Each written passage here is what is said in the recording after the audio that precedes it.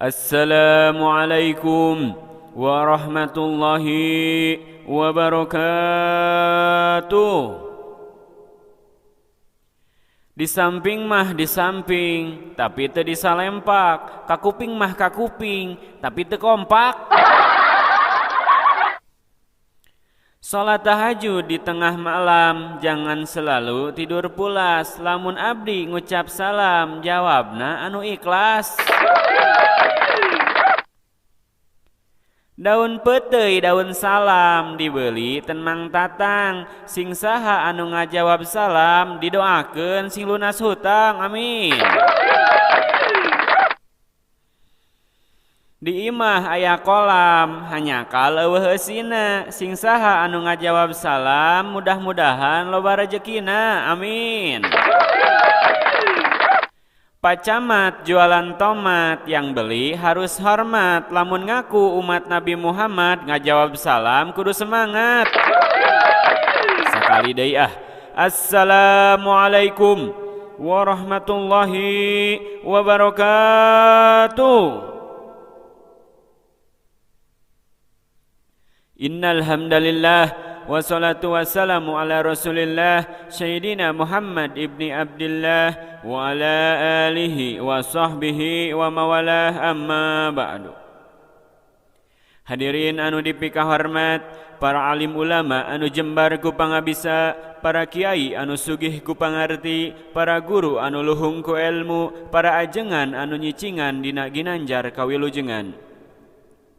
Tehilap ka bapak-bapak, ibu-ibu, nini-nini, aki-aki, pemuda, rawuh pemudi, teka kantun kamurang kalih, anu waraneng galih, anu sadaya ku pribados dipika hormat, rek nu jangkung, rek nu pendek, nu kasep, nu rodek, nu mancung, nu pesek, sadaya ku pribados dipika hormat, insyaallah ku Allah dimuliakeun. Tina sabadana sim kuring nyanggakeun tahiyatul islamiyah anu jadi kahormatan puji miwah syukur urang sanggakeun ka Allah Subhanahu wa taala. Anu alhamdulillah kalayan takdir timantena urang sadaya tiasa riung mungpulung patepung lawung patepang wajah dina tempat anu ieu barokah. Anu mudah-mudahan ieu reungan teh sing ngajantenkeun hiji wasilah ngengengkeun syafaatul udma dina poe kiamah, amin ya Allah ya rabbal alamin. Oge rahmat miwah salam mugia salalamina dicurah tur dilimpah ka paduka Rasul wastana Kangjeng Nabi Muhammad sallallahu alaihi wasallam, tehilap ka para keluargana, sahabatna, tabiina, oge mudah-mudahan eta rahmat teh dugi ka urang sadaya, amin ya Allah ya rabbal alamin. Hadirin anu dipika hormat, dina kesempatan anu mulia ieu sim kuring bade ngabahas tentang santri. Ari santri identik dengan pesantren, kangaranan pesantren pasti nyiar ilmu agama, tah santri kudu diperluas wawasan jeung ilmuna, sabab santri anu bakal jadi penerus para ulama. Nu matak santri kudu getol ngaji, kudu sumanget nyiar ilmu. Tah dina palebah nyiar ilmu kade ulah bari tunduh. Pernah kacaritakeun hiji santri budak keneh bari tunduh ngajina teh, cek guru ngajina teh parduna wudu eta aya genep.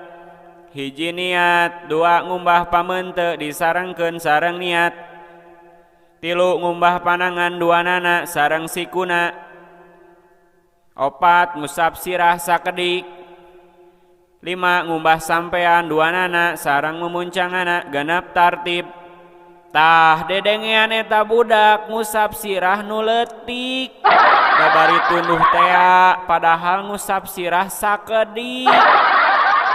Atuh dina nalika wudu diusapan we eta bobogaana teh, kapanggih we ku indungna. Ujang nanaonan ari maneh meureun batal wuduna nyabak bobogaan mah. Naon da ari mamah, cek guru ngaji ge ngusap sirah nu leutik. Apan sirah anu leutik mah ieu? ngusap sirah sakedik ujang lain anu leutik. Tah mata ngaji ulah tunduh bisi salah. Jeung deui dina ngaji kudu getol ngapalkeun ulah kedul. Aya deui carita budak ngaji keneh nu eta balik ngaji ngaliwat tangkal awi handapeun tangkal awi papanggih jeung jurig. Papanggih jeung pocong. Gedebruk. Astagfirullahaladzim, eta naon ya Allah, eta naon? Tembal weh, cek eta jurig, aing jurig. Nu bener maneh teh? Heueuh, bener aing jurig.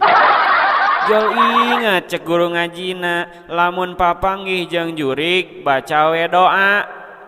Da apalna doa makan hungkul nya dibaca we. Allahumma barik lana bima rojaktana wa qina adzabannar. Bari balelol oge sontak eta pocong teh reuas. Gelo uing edek di dahar disangka leupeut cenah.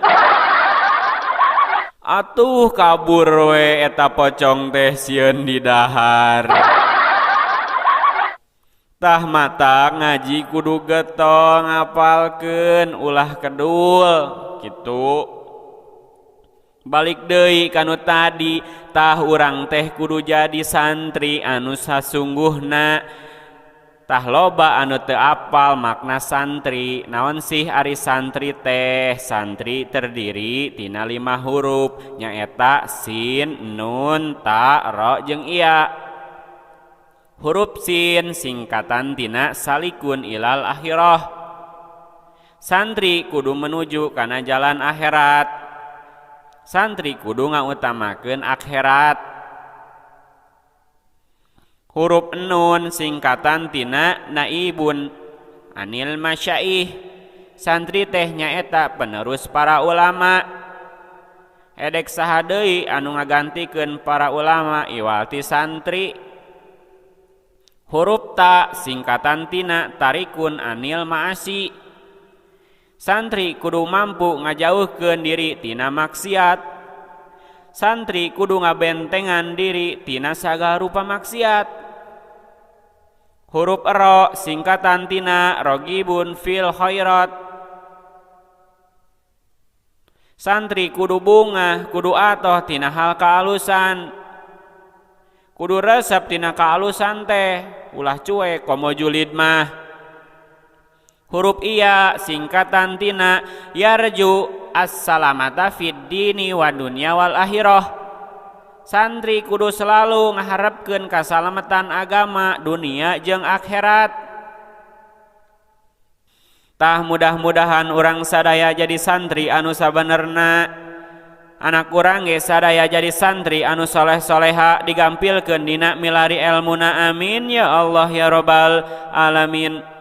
Hadirin anu dipika hormat, moal seueur anu dicarios kirang langkungna ulah kirang-kirang hapunten. Jikalau pedang melukai tubuh masih ada harapan sembuh. Jikalau lidah melukai hati mau kemana obat dicari. Sakali deui sim kuring nyungkeun hapunten. Bilih aya cariosan anu teu genah kana manah, summarawah kana bayah, nyungkelit kanu pejit, ngabentur kana tuur, ngablentrang kanu tarang. Sim kuring nyungkeun hapunten. Tisim kuring dialap cekap. Wassalamualaikum warahmatullahi wabarakatuh.